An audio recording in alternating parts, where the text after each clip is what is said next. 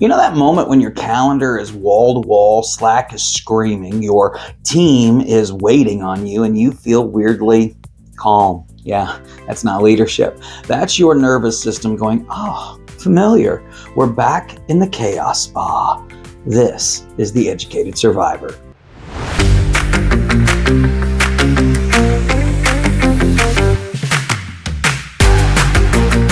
So if you're the person that everyone calls in a crisis and then you secretly fall apart when things get quiet, hit subscribe. You'll thank me later. Because what you think is helping you succeed is the exact thing preventing you peace. Let's name the new corporate animal, the mega manager. A lot of companies flattened org charts, cut middle management, and kept the same workload. So now you've got managers with bigger teams, fewer buffers, more meetings, and here's the punchline, you're still expected to do individual contributor work like you're also not running a small nation. Translation, you're not a leader anymore. You're an air traffic controller who also flies the planes.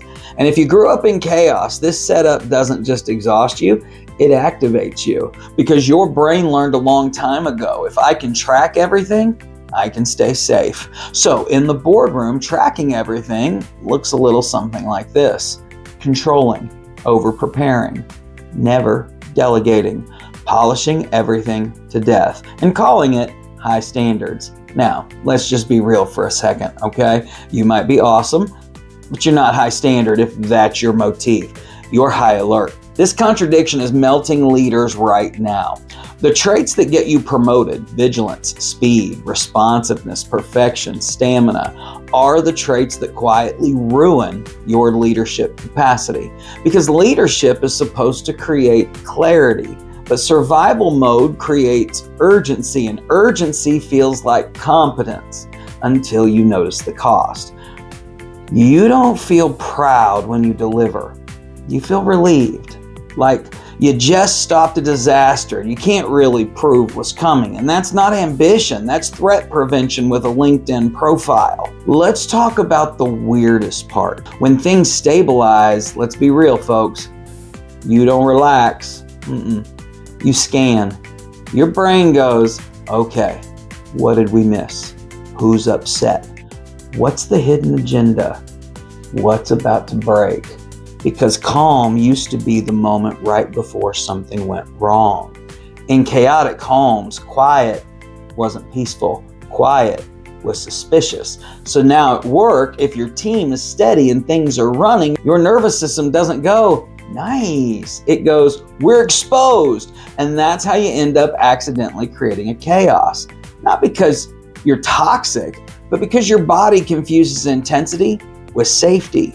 You'll optimize a functioning process. You'll pick a fight with a detail. You'll rewrite a plan that's already good. You'll start a quick check-in that turns into a 2-hour interrogation, and the team can feel it. They'll stop bringing you imperfect drafts. They'll stop taking initiative. They'll start managing your mood instead of managing their work, which is wild because you never really asked them to do that, but you did train them. Here's the structural reality. A lot of managers now have more direct reports than ever before. More people, more pings, more approvals, more context switching. And here's the insult. Companies call it efficiency. No. Efficiency is when the spreadsheet looks good and the humans don't. Because when a manager's span gets too wide, your job stops being leadership and becomes triage, monitoring, constant partial attention, recognition beat. You start living in a permanent state of almost caught up. And almost caught up is basically a lifestyle brand for anxiety. So let me orient you. This isn't a motivation problem. This isn't a work-life balance problem. This isn't try yoga. This is a nervous system pattern hiding inside a career win. You're not broken. You're trained. And the training is this: if I loosen control, something bad happens. But leadership is literally the skill of loosening control without collapsing performance. So let's get some leverage. Lever number 1. Stop confusing responsiveness with leadership. Your fastest reply is not your value. Your team doesn't need you available. They need you clear. So, new rule.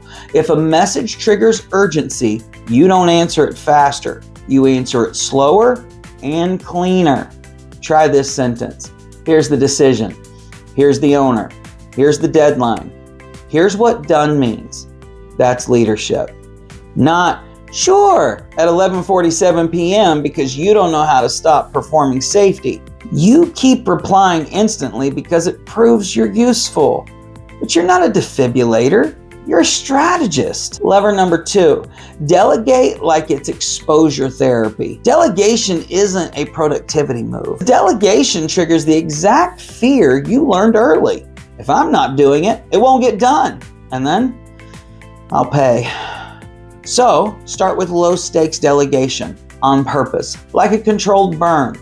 Pick one deliverable this week where the cost of the imperfection is mild. Then give the outcome, the constraints, the definition of done, and a check-in point. And when they do it differently than you would, don't swoop.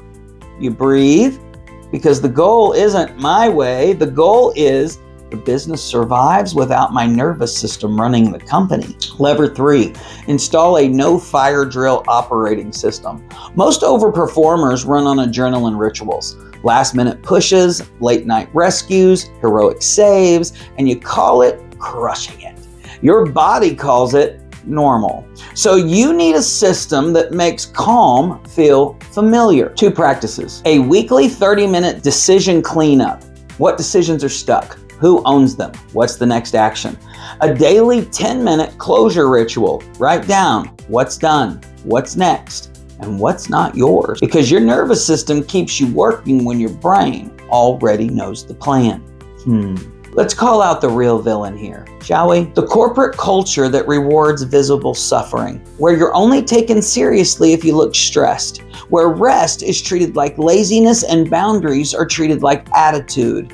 And if you grew up in chaos, that culture doesn't just exploit you.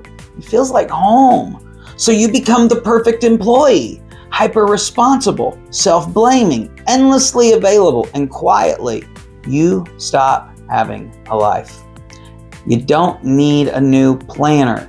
You need to stop letting survival traits wear a leadership costume. If you want a structured way to rebuild this without losing your edge, I'm building resources that turn these platforms into an operating system. Decision clarity, delegation structure, nervous system regulation that doesn't make you zen, just effective. Keep an eye on the description when it's live. It'll be there. And if you're watching this thinking, yeah, this is my boss, or this is my partner, or this is the one person who never stops moving, send it to them privately, not as an attack, just as a mirror. Because some people only stop white knuckling when they finally hear the pattern said out loud. You see, you don't have to earn safety by suffering. Now, go find some peace.